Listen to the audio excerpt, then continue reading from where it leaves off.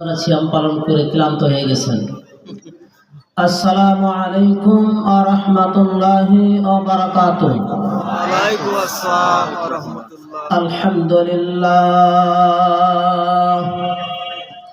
আলহামদুলিল্লাহ নাহমাদুহু ওয়া নাস্তাঈনুহু ওয়া নাস্তাগফিরুহ ওয়া নাউযু বিল্লাহি মিন শুরুরি আনফুসিনা ওয়া মিন সাইয়্যাতি আ'মালিনা।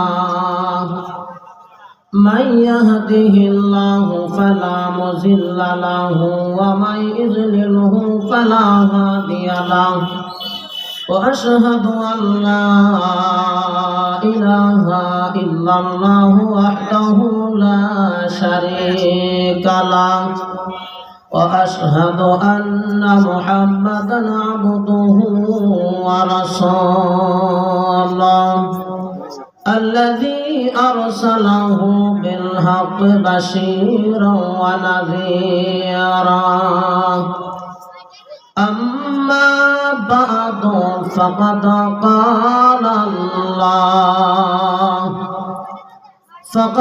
قال الله تعالى في كلامه المجيد والفرقانه الحميد. أعوذ بالله من الشيطان الرجيم. ألم يجدك يتيما فآوى ووجدك ضالا فهدى ووجدك عائلا فأغنى فأما اليتيم فلا تقهر وأما السائل فلا تنهر وأما بنعمة ربك فحدث.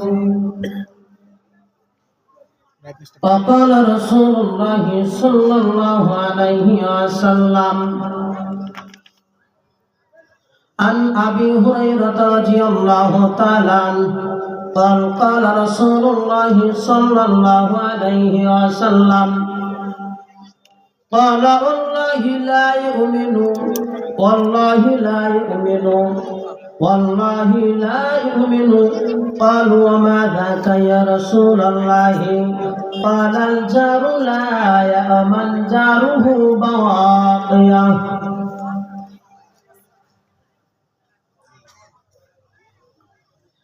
বিচারপতি তোমার কাছে বিচার না পেলে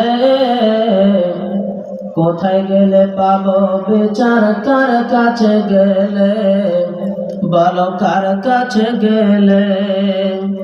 বিচারপতি তোমার কাছে বিচার না পেলে কোথায় গেলে পাবো বিচার? কার কাছে গেলে বলো, কার কাছে গেলে? সত্য পথে চলতে গেলে এই বিপদ আসে। আল্লাহ পাক ফরমায়াছেন সূরা বাকারাতে, আল্লাহ তুমি রহম করো, আল্লাহ তুমি রহম করো আমাদের উপরে। বিচারপতি তোমার কাছে বিচার না পেলে কোথায় গেলে পাবো বিচার? কার কাছে গেলে বলো, কার কাছে গেলে?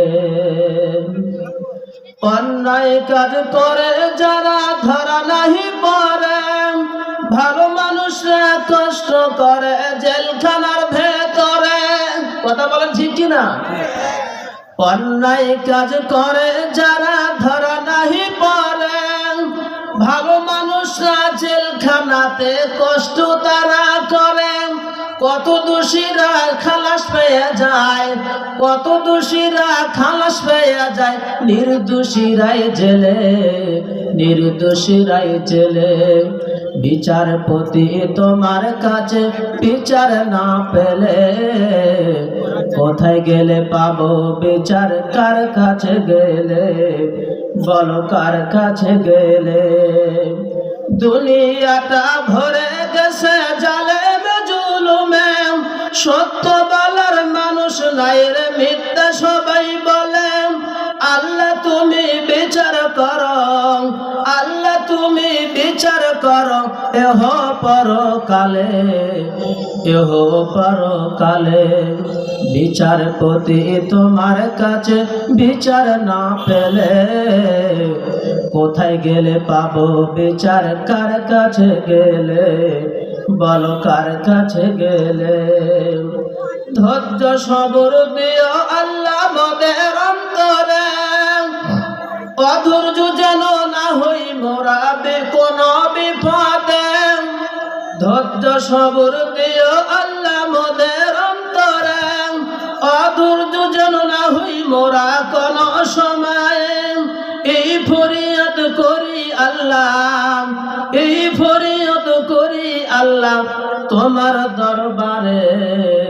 বিচারপতি তোমার কাছে বিচার না পেলে, কোথায় গেলে পাবো বিচার, কার কাছে গেলে, বলো কার কাছে গেলে।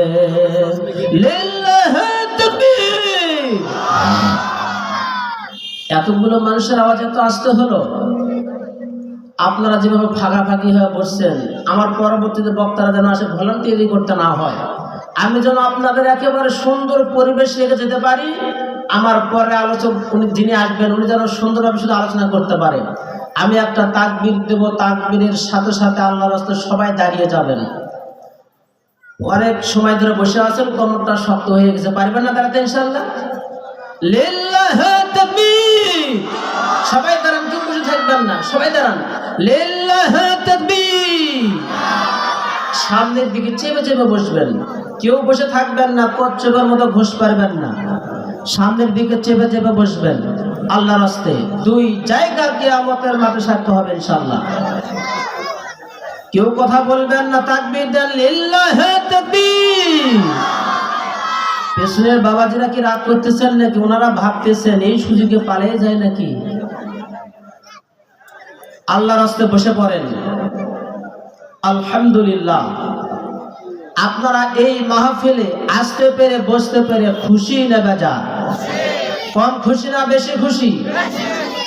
তো বেশি যদি খুশি হয়ে থাকেন জবানটা ছেড়ে দিয়ে বলেন আলহামদুলিল্লাহ। আবারও বলে আলহামদুলিল্লাহ। অতঃপর দরুদ ও তাসলিমা বর্ষিত হোক। সংক্ষিপ্ত আকারে বলি সাল্লাল্লাহু আলাইহি ওয়াসাল্লাম। সম্মানিত উপস্থিতি, সরাসরি আলোচনায় চলে যাব। যেহেতু সময় অত্যন্ত স্বল্প, অল্প সময় কথা বলবো, ভূমিকা ছাড়া আলোচনার দিকে চলে যাব ইনশাআল্লাহুল আজিজ। তো আপনারা রাস্তায় এখনো যারা ঘোরাঘুরি করছেন, আল্লাহর রাস্তায় আপনারা মাটির মানুষ, প্যান্ডেলের ভেতরে এসে বসে পড়ুন। আল্লাহর রহমত থেকে কেউ বঞ্চিত হবেন না ইনশাআল্লাহ। সম্মানিত উপস্থিতি, আমি আলোচনার বিষয়বস্তু নিয়েছি প্রতিবেশী। প্রতিবেশীর হক সম্পর্কে সংক্ষিপ্ত সময়ে তর্কবহুল আলোচনা রাখার চেষ্টা করব ইনশাআল্লাহুল আজিজ।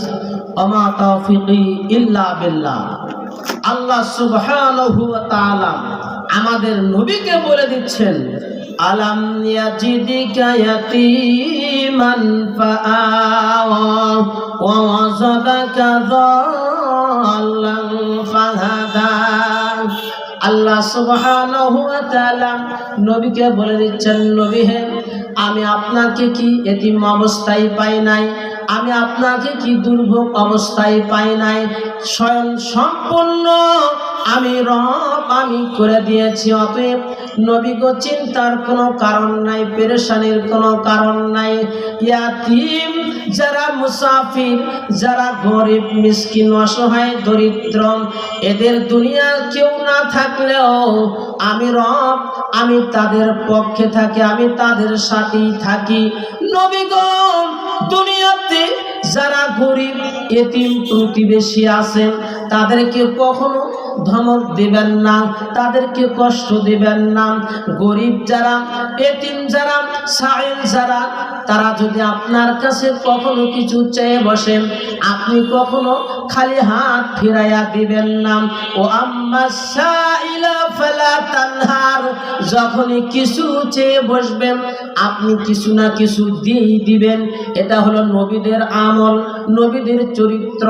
আজকে আমরা ধমক দিয়ে দিই 2 টাকা, আর যাত্রা গান সিনেমার হলে আমরা খুশি করে 10,000 লাগলে কি হবে তাও দিয়ে দিই। কিন্তু আপনি ওয়াজ মাহফিলের কথা বলেন অথবা মসজিদ মাদ্রাসার কথা বললে দেখবেন ধমক দিয়ে 2 টাকা দিয়ে বলবে কে এই ব্যবসা কতদিন ধরে ধরছো, তোর এই ব্যবসা ছাড়া আর কোনো ব্যবসা নেই। দেখছেন, ধমক দেয়। অথচ আল্লাহ বলেন, নবী হে, আমি কি আপনাকে এতিম অবস্থায় পাই নাই? আমি আপনাকে এতিম অবস্থায় পেয়েছিলাম। আপনার যে সময় পাশে দাঁড়াবার কেউ ছিল না, আমি আল্লাহ আপনাকে স্বয়ং সম্পূর্ণ করে দিয়েছি। বলেন মারহাবা। অতএব গরিব প্রতিবেশীকে কখনো অবজ্ঞা করা যাবে না। যাবে? কখনোই অবজ্ঞা করবেন না। আজকে কয়েকটা মিনিট আপনাদেরকে কিছু কথা শোনাবো যে এতিম অথবা গরিব অথবা প্রতিবেশী যারাই, আপনার যারা মায়ের পেটের ভাই এর প্রতিবেশী এটা না, আপনার ঘরের কাছে দরজার কাছে যে প্রতিবেশী অবস্থান করছে সেও আপনার প্রতিবেশী। অতএব আপনি মনে করবেন না আমরা 5 ভাই এটাই শুধু প্রতিবেশী, তা না। আপনার বাড়িতে যারা বসবাস করছে তারাই আপনার প্রতিবেশী। অতএব প্রতিবেশীকে কখনো কষ্ট দেওয়া যাবে না, প্রতিবেশীকে কখনো ধমক দেওয়া যাবে না। আল্লাহর নবীর একটা হাদিস আপনাদেরকে শোনাই।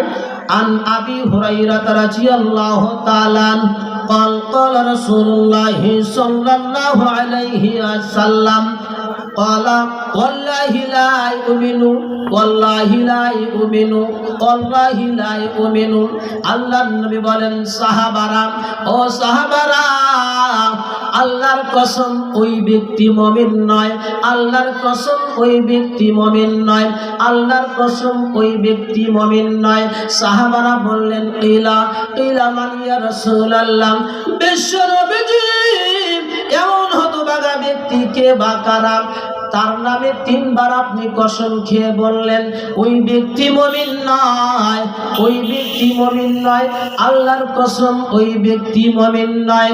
সে হতভাগা ব্যক্তিকে, ওই ব্যক্তির ব্যাপারে আপনি 3 বার কসম খেয়ে বললেন, কারণ কি?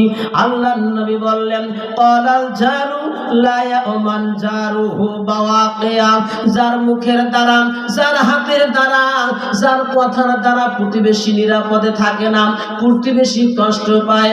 নবী বলেন, সাহাবারা, যদি কোনো ব্যক্তি প্রতিবেশীকে হাতের দ্বারা, মুখের দ্বারা কষ্ট দেয়, ওই ব্যক্তি মুমিন নয়, ওই ব্যক্তি মুমিন নয়, ওই ব্যক্তি মুমিন নয়। এখন আপনাদের কাছে আমার প্রশ্ন হলো, আমাদের সবারই দ্বারা কি আমাদের প্রতিবেশী নিরাপদে থাকে নাকি? প্রতিবেশী কিন্তু নিরাপদে নাই। দেখবেন অনেক ব্যক্তি আছেন মুখের দ্বারা, হাতের দ্বারা প্রতিবেশী মাসের পর মাস বাড়িতে ঘুমাতে পারে না। কথা কন ঠিক কিনা? মামলা মোকদ্দমা এমন ভাবে দেয়, এমন ভাবে কঠোর ব্যবস্থা নেয় যেন ওই প্রতিবেশী আর জীবনেও বাড়িতে না আসতে পারে, এমন প্রতিযোগিতা করে। কথা কন ঠিক কিনা? অথচ আল্লাহর নবী আজ থেকে 1500 বছর বলেছেন, আল্লাহি লা ইউমিনু, আল্লাহি লা ইউমিনু।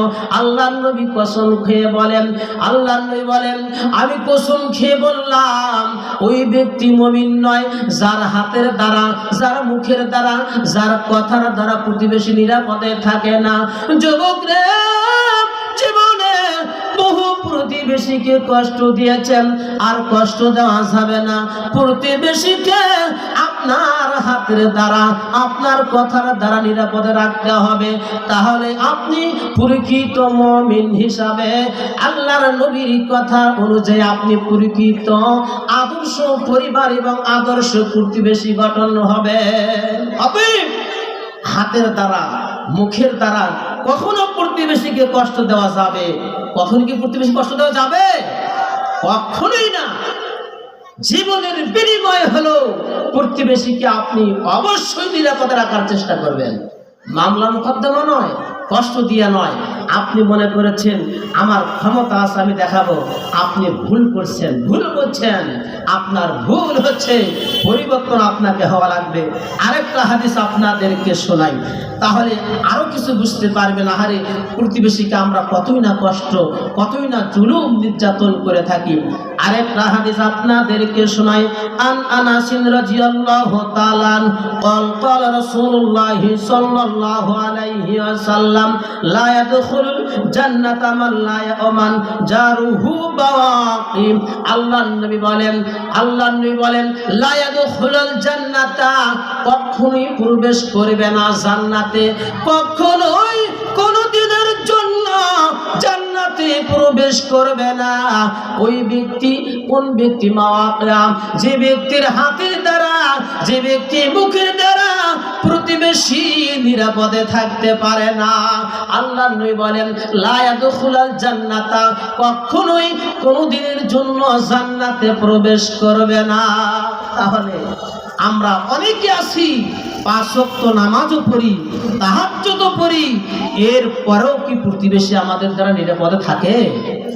আমরা নিরাপদে রাখতে পারি না। আমরা অথচ তাহাজ্জুদ করি, অথচ আমরা হজও করেছি, অথচ অনেক হুজুর আমরা আছি মানুষকে কষ্ট দিই, অযথা মানুষকে অনর্থক গালিগালাজ করি। আহারে, এইভাবে মানুষকে কষ্ট দিয়ে প্রতিবেশীকে অশান্তিতে রেখে কোনোদিন জান্নাতে যেতে পারবেন না। অতএব প্রতিবেশীকে অবশ্যই নিরাপদে রাখতে হবে। আরো একটা হাদিস আপনাদেরকে শোনাই, দেখুন প্রতিবেশী সম্পর্কে রাসূল সাল্লাল্লাহু আলাইহি ওয়াসাল্লাম কঠোরভাবে বলেছেন, যারা প্রতিবেশীকে যারা কষ্ট দিবে তারা কখনোই কোনোদিনের জন্য জান্নাতে প্রবেশ করবে না। আন আয়েশা রাদিয়াল্লাহু তাআলা আয়েশা রাদিয়াল্লাহু তাআলা আনহা থেকে বর্ণিত, তিনি বলেন মা ওয়ালা জিবরিলা ইউসিনি বিল জারিহি হাত্তা জানাতু আন্নাহু সায়ুরাতুহুম। আয়েশা রাদিয়াল্লাহু তাআলা আনহা থেকে বর্ণনা, তিনি বলেন আল্লাহর নবী আমাদেরকে সব সময় প্রতিবেশীদেরকে নিয়ে এমন ভাবে বলতেন, মনে হচ্ছিল প্রতিবেশী আমাদেরকে অংশীদারিত্ব বানায়া দিবেন।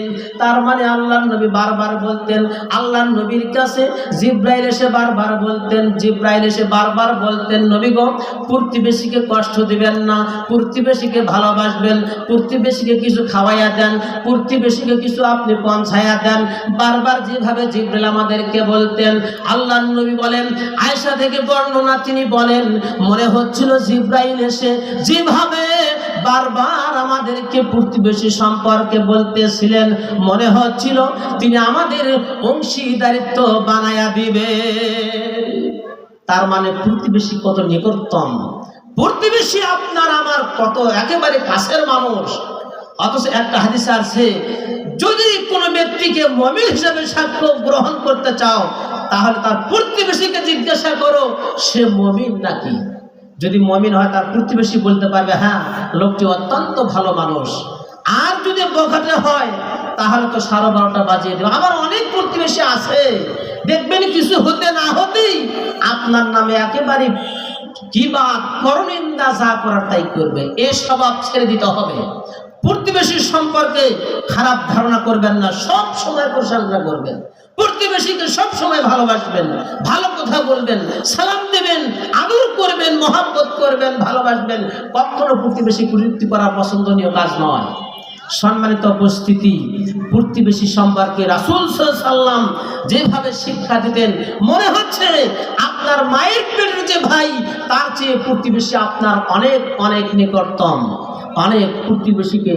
এই জন্য আমাদেরকে অবশ্যই মূল্যায়ন করতে হবে। আরেকটা হাদিস আপনাদেরকে শোনাই। আন আবি হুরায়রা রাদিয়াল্লাহু তাআলা আনিন নবী সাল্লাল্লাহু আলাইহি ওয়াসাল্লাম ক্বালা নিসাআল মুসলিমাত। আল্লাহর নবীর কাছে এক সাহাবী, এক মহিলা সাহাবীর বর্ণনা দেওয়া হলো, নবী গো, আমাদের এলাকায় 2 জন মহিলা আছে, এক একজন মহিলার বর্ণনা পেশ করলেন, ইয়া রাসূলুল্লাহ, আমাদের এলাকায় একজন নারী আছে, সে নারীটি 5 ওয়াক্ত সালাত আদায় করে, 5 ওয়াক্ত নামাজ পড়ে, মহিলাটি বেশি বেশি দান সাদাকা করে, মহিলাটি আল্লাহকে বেশি বেশি স্মরণ করে। তার মানে 5 ওয়াক্ত নামাজের পরে নফল সুন্নাতগুলো বেশি বেশি করে আদায় করেন। ইয়া রাসূলুল্লাহ, রমজান মাসের সিয়াম পালন করতে করি, তারপরেও আরো নফল যত সিয়াম আছে সব সিয়ামগুলো পালন করে। নবী গো, এই মহিলাটির একটা বদ অভ্যাস আছে, এই মহিলার মুখের জবানটা কর্কশ, যার মুখের ভাষা দিয়া প্রতিবেশী কষ্ট পায়। আল্লাহর নবী বললেন, ওহিয়া ফিন্নার, এই মহিলাটি হলো জাহান্নামী। 5 ওয়াক্ত নামাজ পড়ে, দান সাদাকা বেশি বেশি করে করে, অথচ নফল সুন্নাত সব বেশি বেশি করে আদায় করে, কিন্তু মুখের ভাষা ভালো না হবার কারণে আল্লাহর নবী বললেন ওই মহিলাটি জাহান্নামী। আচ্ছা বলেন তো, আমাদের সমাজে কি এরকম নারী অথবা পুরুষ পাওয়া যাবে কি যাবে না? আরে কোথায় যাবেন? তাহাজ্জুদ পড়ে, দেখবেন একটু এদিক সেদিক হলে 12:30 বাজিয়ে দিবে। যদি কোনো কারণে প্রতিবেশীর একটা ছাগল তার নিজের যদি একটা সিম গাছ খেয়ে ফেলে, দেখবেন লাউ গাছ কদর গাছ যদি খেয়ে ফেলে, দেখবেন সারা জীবনের সব অপবাদ দিয়ে উল্টিয়ে দিবে। অমুকের ছাগল আমার সর্বনাশ করে দিয়েছে, তার মানে সব শেষ করে দিবে সেদিন, এমন গালি দিবে।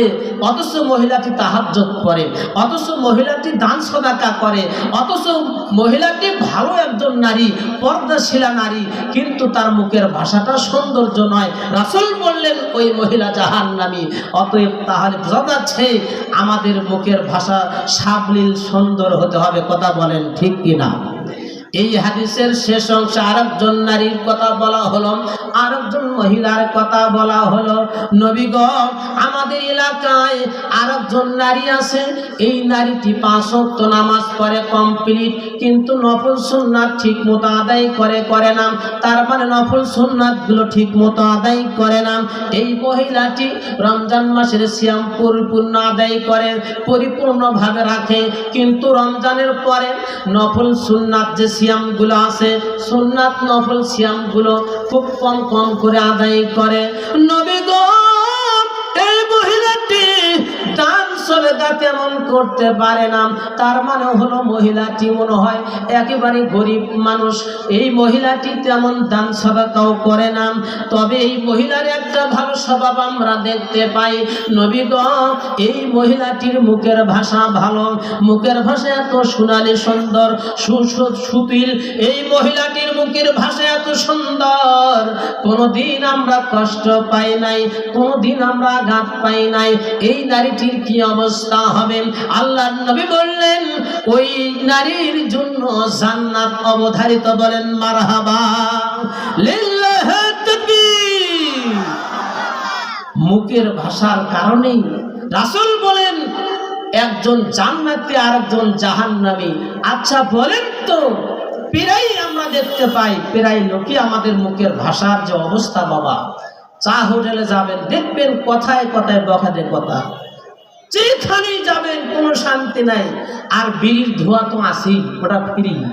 দেখবেন আরে নামাজ পড়ে মসজিদ থেকে বের হয়েছে, এরপরও আগরবাতি মোমবাতি ওই চা হোটেলে লেগে ডান হাতে নিচে, আর চা কাপটা বাম হাতে নিয়ে শয়তানের মতো খাচ্ছে। আমি যখনই আমার চোখে পড়ে, আমার একটা অভ্যাস, তখনই আমি এই ভাবে নিষেধ করতে থাকি, ভাই এটা আপনার ভুল হচ্ছে, আপনি বাম হাত দিয়ে চা খাচ্ছেন, কারণ কি? আমাকে একদিন আমার বাজারে এক ব্যক্তি আমাকে বলছে, হুজুর সব জায়গাতে হাদিস চলে না। আমি বললাম আশ্চর্য ব্যাপার, বলেন কি? আপনি পানি খাবেন কিভাবে? এই নিয়ম হাদিসে আছে। আপনি বসবেন কিভাবে? হাদিসে আছে। খাবেন কোন হাত দিয়ে, কি বলে খাবেন, শেষ করবেন কি দিয়ে, সব হাদিসে আছে। আপনি বলছেন না সব জায়গায় হাদিস চলে না, মানে আপনি কি হিন্দু না মুসলমান? ও তো রাগে থরথর করে কাঁপে আর বলছে, হ্যাঁ আমি হিন্দু, আমাকে চেনেন না, আমি মুসলমান। আমি বললাম যে মুসলমান তো এভাবে বলবে না যে সব জায়গায় হাদিস চলে না। হাদিস তো সব জায়গায় চলবে। আপনি এখানে বসে এক গ্লাস পানি পান করেছেন, এই পানি যে রাসূলের সুন্নাত অনুযায়ী হলো, আপনাকে ডান হাত দিয়ে ধরতে হবে, এরপর বিসমিল্লাহ বলে 3 নিঃশ্বাসে খেতে হবে, পান করতে হবে। এরপরে আপনি একবারই 1 গ্লাস পানি শ্রবণ বা পান করতে পারবেন না। আমরা কি ঢক ঢক করে খেয়ে বলি আর শেষে বলি তার মানে শুকরিয়া নেই। আপনি পানি পান করলেন, যদি আল্লাহ ইচ্ছা করত ওই পানিটা আপনার গলার মধ্যে আটকে দিয়ে আপনি তৎক্ষণাৎ আপনি মারা যেতে পারতেন। আপনি পানিটা সুন্দরভাবে পান করলেন, এরপরে যে রাসূল বলেছেন শেষে আপনাকে আলহামদুলিল্লাহ বলতে হবে, আল্লাহ খুশি হবেন। কিন্তু আমরা তা না বলে আরে খুব কষ্ট করে খাইছে, এ মানুষরূপী শয়তান। কথা কোন ঠিক কিনা? কারণ মুসলিম যারা তারা শিখবে, জানবে, তত যে আমল করবে। 1 গ্লাস পানি খেতে যদি আপনার নিয়ম কারণ মানতে হয়, তাহলে আপনি উঠতে বসতে চলতে ফিরতে সব কিছু আপনার রাসূলের নীতি অনুযায়ী করতে হবে। হবে কি হবে না? সব জায়গায় হাদিস মানতে হবে। কথা কোন ঠিক কিনা? আমার যুবক ভাইয়েরা, এই জন্য বলি আপনি সব জায়গায় হাদিস মানতে হবে, সব জায়গায় রাসূলের সুন্নাহ আমাদেরকে মানা লাগবে। আপনি পানি খাবেন বাম হাত দিয়ে খায় শয়তান, ডান হাত দিয়ে খায় মুসলিম। এই জন্য আপনাকে বাম হাতে পান করা আপনাকে পরিহার করা লাগবে, ডান হাত দিয়ে বিসমিল্লাহ বলে খাওয়া লাগবে। আর দেখছেন মানুষের অভাব, মানুষের স্বভাবটা দেখেন। আরে বাবা, বিড়ি খায় ডান হাত, আর এই চা একটা হালাল জিনিস, এর মতো হারাম তো আমরা দেখতে পাই না। চা তো হালাল, কিন্তু এই চা আবার বাম হাত দিয়ে খায়, এই ডান হাত দিয়ে একটু মেরে দিচ্ছে। এ আরেক শয়তান। কিন্তু হারাম তো বাম হাত দেখে ডান হাত দেখে তো বলছে কি ওটা তো খাওয়াই হারাম, আবার ওইটাই খাচ্ছে ডান হাত দিয়া, আর চা পান করতেছে বাম হাত দিয়া। ও মানুষরূপী শয়তান কিনা? শয়তান খায় বাম হাত দিয়ে, ও খায় বাম হাত দিয়ে, তার পার্থক্যটা কোথায়? অতএব আমরা যারা মুসলিম, আমাদেরকে রাসূলের আদর্শবান হওয়া লাগবে। প্রত্যেকটা সেক্টরে রাসূলের সুন্নাত আমাদেরকে ফলো করা লাগবে। কথা কোন ঠিক কিনা? আমি বলছিলাম প্রতিবেশী সম্পর্কে আপনাদেরকে আরো কিছু আলোচনা শোনাবো। প্রতিবেশী সম্পর্কে রাসূল সাল্লাল্লাহু আলাইহি ওয়াসাল্লাম বলেন, যার প্রতিবেশী ভালো তার নিজেও ভালো, প্রতিবেশী যার ভালো বলবেন সে নিজেও ভালো। আল্লাহ নবী প্রতিবেশী সম্পর্কে সব সময় শুধু উপদেশ দিতেন, প্রতিবেশীকে হ্যান করো ত্যান করো, প্রতিবেশীকে তোমরা এটা দাও সেটা দাও। দেখুন একটা হাদিস, আল্লাহ নবীর কাছে এক সাহাবী এসে বললেন, ইয়া রাসূলুল্লাহ, নবী গো, আমার 2 জন প্রতিবেশী আছে, কিন্তু আমি হলাম গরিব মানুষ, আমার তো তেমন কিছু নাই, আমি 2 জনকে প্রতিবেশীকে আমি সব সময় তো দিতে পারি না। ইয়া রাসূলুল্লাহ, তাহলে আমার তো ইনসাফ থাকে না, আমি কিভাবে 2 জনকে আমি সমান অধিকারে দিতে পারবো? নবী গো, আমি কিভাবে এটা প্রতিবেশীকে বন্টন করতে পারি? আল্লাহ নবী বলেন, ও সাহাবী শোনো রাখো, তোমার কাছ থেকে তোমার দরজা থেকে যার দরজা নিকটে তাকে তুমি আগে হাদিয়া তোফাটা পৌঁছায়া দিবে। সুবহানাল্লাহ। প্রতিবেশী আপনার 2 জন। সাহাবীটি এইটুকুই ভয় পাচ্ছে, আর আপনার আমার প্রতিবেশী বলেন তো বাড়িতে কত প্রতিবেশী আছে? তাহলে আপনি আমি কত নম্বর আসামি হতে পারি? একজন সাহাবীর মাত্র 2 জন প্রতিবেশী। এই সাহাবী নিজেই ভয় পাচ্ছেন, ইয়া রাসূলুল্লাহ, তাহলে আমার তো 2 জনকে দেওয়ার মতো আমার খাদ্য সামগ্রী নাই, তাহলে তো আমি 2 জনকে দিতে পারছি না, তাহলে আমার উপায় কি? আল্লাহ নবী বললেন, তোমার দরজা থেকে যার দরজা নিকটে তাকে আগে ওই প্রতিবেশীকে দিয়ে দাও। বলেন সুবহানাল্লাহ। অতএব প্রতিবেশীকে তার মানে দিতেই হবে। আয়েশা রাদিয়াল্লাহু তাআলা আনহা থেকে আরেকটি হাদিস আপনাদেরকে শোনাই। আল্লাহর নবীকে জিজ্ঞাসা করা হলো, ইয়া রাসূলুল্লাহ, বিশ্ব নবীজি, প্রতিবেশীকে আমি সম্মান করতে চাই, কিন্তু আমার সম্পদ নাই, টাকা পয়সা নাই, আমি কি দিয়ে সম্মান করব? কিভাবে তাদেরকে উপঢৌকন করব? আল্লাহর নবী বললেন, ও সাহাবারা শুনে রাখো, তোমার যদি তরকারি যদি পৌঁছায় দিতে না পারো, তাহলে তোমার স্ত্রীকে বলে দাও, তোমার স্ত্রীদেরকে বলে দিবা তারা যেন পানি অথবা ঝোলটা একটু বাড়াইয়া দেয়। অন্তত তরকারিটা পৌঁছায় দিতে না পারলেও একটু ঝোলটাও যেন প্রতিবেশীকে পৌঁছায় দিতে পারো। সুবহানাল্লাহ। তরকারিটা যদি পৌঁছায় দিতে না পারো, অন্তত পানি দিয়ে ঝোলটা বাড়িয়ে দিয়ে অন্তত ঝোলটা প্রতিবেশীকে পৌঁছায় দাও। তার মানে প্রতিবেশীদেরকে আমাদেরকে দেওয়া লাগবে। কিন্তু আমরা টোনাটুনির মতো যেভাবে আমরা রান্না করি, সামান্য একটু রান্না করে রাখি, দেখবেন বাড়িতে যদি একজন মেহমান যায়, এই মেহমান নিয়েই স্বামী আর স্ত্রী কানাকানি ফিস করে। কেউ মেহমান যা আসলো, আমরা তো মাত্র 2 জন রান্না করেছি, তো মেহমানকে কেমনে খাওয়াবো? এখন 2 জন চিন্তায় চিহ্নিত হয়ে গেছে। আহারে কপাল পোড়া। রাসূল বলেছেন, তোমার তরকারিটা যদি প্রতিবেশীকে পৌঁছায় দিতে না পারো, অন্তত ঝোলটা যেন পৌঁছায় দিতে পারো। তার মানে ঝোলটা বৃদ্ধি করো। প্রতি সন্ধ্যায় তরকারিটা একটু বেশি করে রান্না করো, যাতে করে প্রতিবেশীকে খাওয়াতে পারো, যাতে করে মেহমানকে তুমি সম্মানিত করে তাকে তৃপ্তি সহকারে খাওয়াতে পারো। অথচ আমরা রান্না করি একেবারে সামান্যটুকু, যা নিজেই কোনো মতো নিজের রাগ পৌঁছে। এরপরে যদি আপনার ভাই আসে অথবা ভাগনা আসে অথবা নাতি আসে, আপনার ভাতিজা আসে, এদের দেওয়ার আর কোনো সুযোগ আমাদের হয় না। বলেন তো আমাদের এই পরিবারগুলো কি আদর্শ পরিবার? রাসূল বলেছেন আদর্শ পরিবার হলো ওইটা যে পরিবার নিজে খায়, সুখে দুঃখে প্রতিবেশীকে তাই খাওয়ায়। কিন্তু আমরা প্রতিবেশীর কখনো খোঁজ খবর নেই না। প্রতিবেশীকে কখনো আমরা খাদ্য দিতে হবে এটা আমরা ভাবি না। দেখবেন এমনও বাড়ি আছে, আমার তদন্তে, আপনাদের দোয়ায় তো বাংলাদেশে আল্লাহ বহু জেলায় আমাকে নিয়ে যান। সামনে 4 তারিখ থেকে আবার নাগাতারে কয়েকদিন মাহফিল আছে টাঙ্গাইল সহ বিভিন্ন জায়গাতে। তো আমি বিভিন্ন জায়গায় যখন যাই দেখতে পাই, দেখি প্রত্যেকটা বাড়িতে দেখবেন যার মানে ওই খুলি বলি আমরা বাংলা ভাষায়, ওই খুলি যার ওইটুকু এমনভাবে পেরাসি দিয়েছে, তার আপন মায়ের পেটের ভাই যেন এই জায়গাতে না আসতে পারে। যদি ভাইয়ের বেলা যদি এরকম হয়, তাহলে বলেন তো ওই ভাইকে ওই প্রতিবেশীকে কি তরকারি ঝোল পৌঁছাতে পারবে?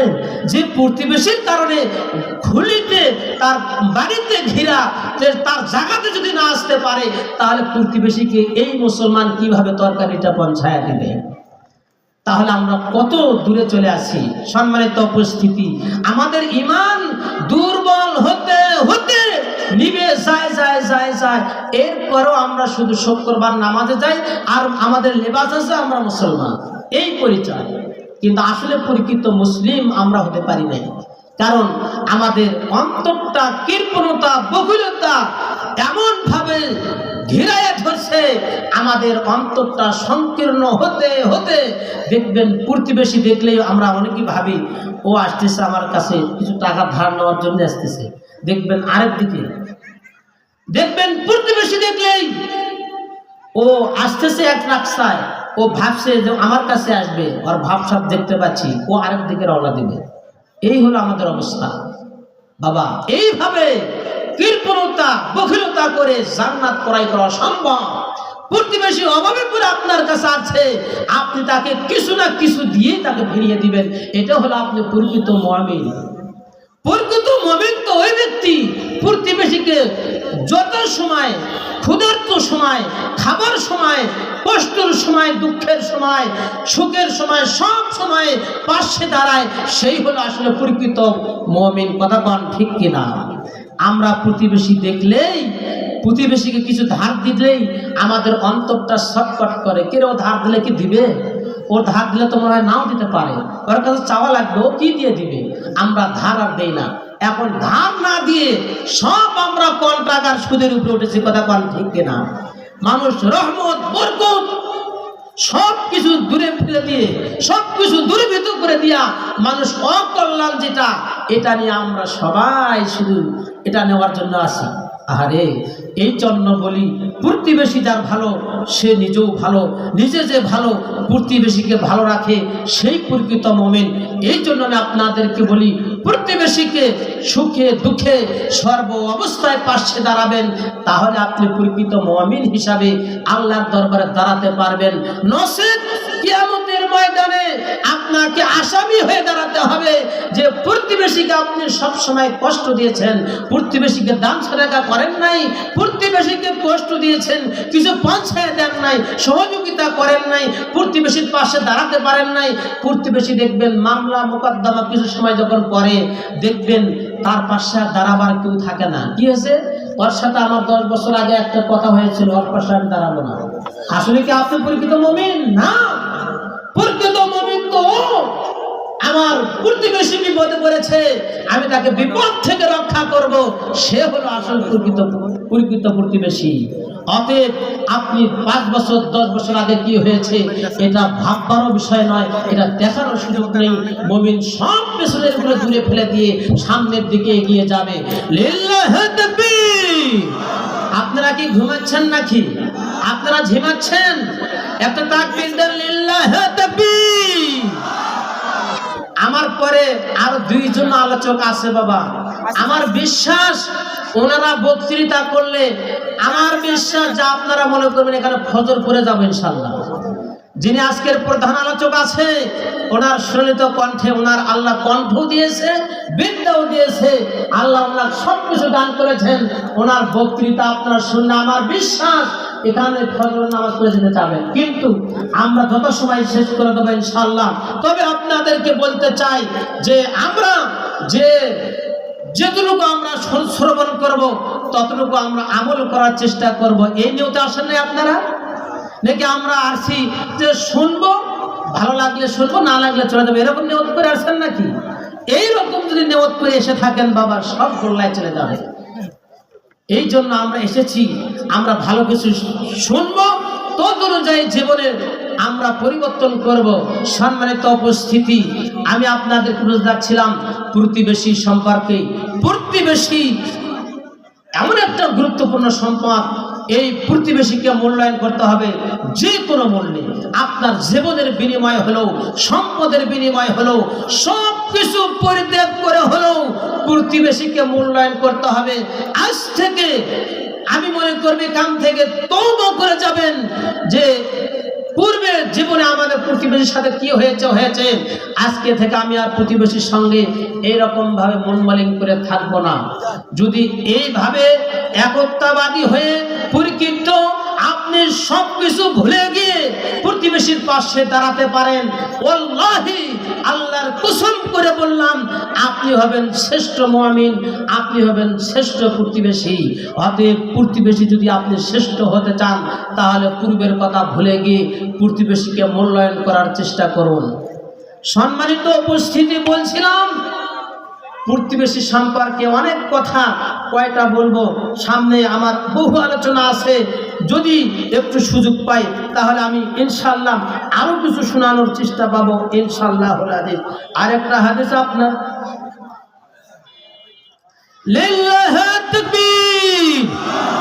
দ্বিতীয় বক্তার আগমন, দ্বিতীয় বক্তার আগমন, লিল্লাহি তাকবীর।